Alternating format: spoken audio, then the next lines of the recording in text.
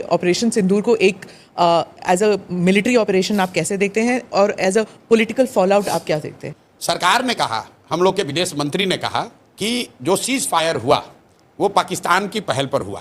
तो अगर पाकिस्तान के पहल पर सीज फायर हुआ इसका मतलब कि पाकिस्तान दबाव में था। तो अगर पाकिस्तान दबाव में था 1 दिन या 2 दिन के ऑपरेशन सिंदूर के बाद, तो भाई आप काहे सीज फायर किए? आपको 2-4 दिन और चलने देना चाहिए था, वो पाकिस्तान को मार के सेना वाले ठंडा कर देते।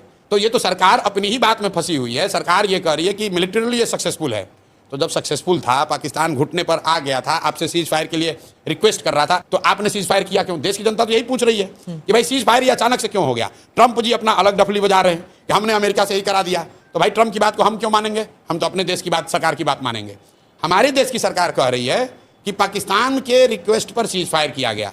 तो देश के नागरिक होने के नाते हम लोग पूछ रहे हैं कि भाई इतने दिन के बाद मौका मिला था, आपने ऑपरेशन सिंदूर शुरू किया, देश भर के लोग आपके साथ खड़े हुए, और पाकिस्तान की हालत ये हो गई कि एक ही दिन में सीज फायर के लिए वो घुटने पर आ गए थे, तो 2-4 दिन और चलने देते। अमित शाह जी ने कहा है पार्लियामेंट में कि हम लोग वो लोग हैं जो देश के लिए जीने मरने वाले हैं, पाकिस्तान ऑक्यूपाइड कश्मीर को लेना हमारा लक्ष्य है।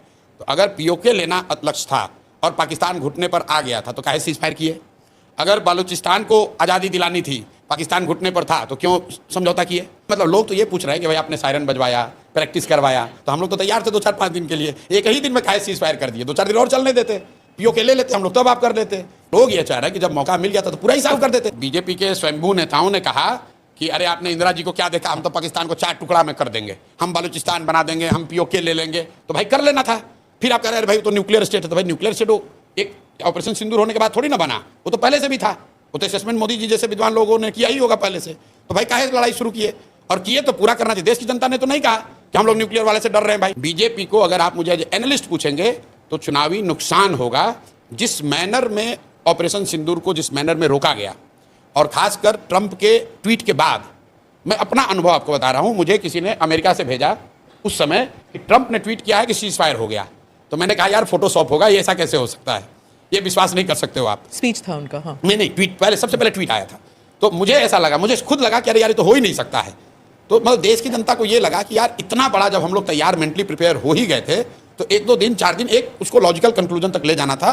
नहीं ले गए, चलिए उनका डिसीजन है, लेकिन नहीं हुआ। मतलब पॉलिटिकली वो खुद भी कह रहे हैं नहीं हुआ है। उसके बाद आप मोदी जी का बयान सुनिए।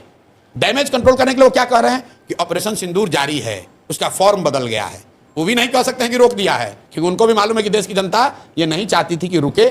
जिस तरीके से सीज फायर हुआ उससे बीजेपी को पॉलिटिकल नुकसान होगा।